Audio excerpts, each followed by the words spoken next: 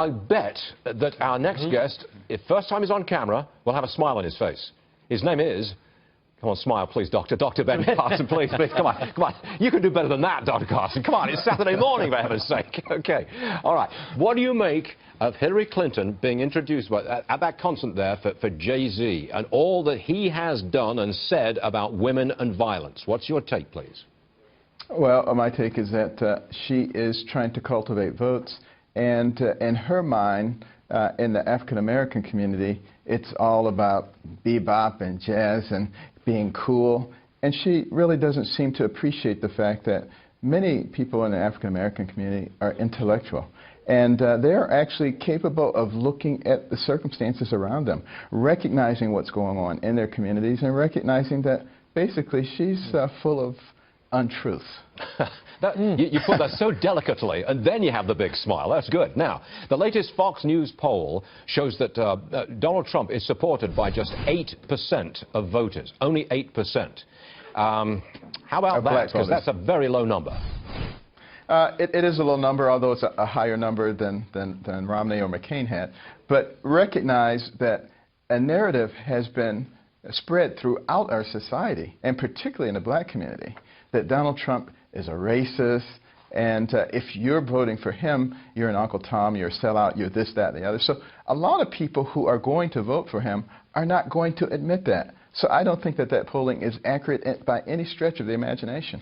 And recognize that he has reached out, and he's talked about the thing that is most important, and that is education. I don't care what your race is or what your economic circumstances are. If you get a good education, you write your own ticket. And we have large groups of people, particularly in our inner cities, who are consigned to these inappropriate schools that are not effective, and they're not getting an education. It changes the trajectory of one's life completely. Doctor, may I just say something on my own behalf here? I think that Donald Trump's biggest winning issue is school choice. Isn't that the most vital thing for our inner cities, for all across America? Isn't that the big issue here? It's a huge issue, and I, for the life of me, can't figure out why, you know, the president and the Democrats don't understand how important that is. Why would they not want people to get the best possible education?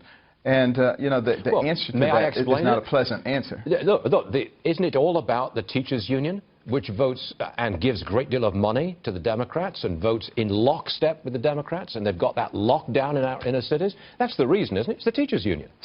Right, special interest. Virtually anything that comes out of Washington that doesn't make sense is because there's a special interest group behind it.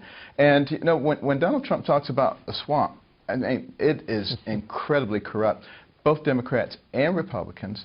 And, you know, a lot of the never-Trump Republicans are very comfortable in the swamp, and they certainly don't want to see somebody come in and drain it. So they would stick together with the Democratic swamp creatures. But it's so important to get them all out, because this country is not supposed to be about them. It is supposed to be about we, the people. And I believe the American people are very smart. And that's why Thomas Jefferson said that we would come to this point. But before we changed into something else, the people of America would recognize what they were about to lose. And a very rapid grassroots movement would occur, and they would regain control. I do believe that that's what's going to happen, and I'm very much looking forward to seeing the pundits scratching their heads and saying, what the heck just happened here? I'm looking forward to the media when they figure out that you just called Democrats swamp creatures. But that's another story, sir. And we're very, very happy and privileged to have you on the show this morning on a Saturday. Dr. Ben Carson, thank you, sir. Appreciate it. Thank you.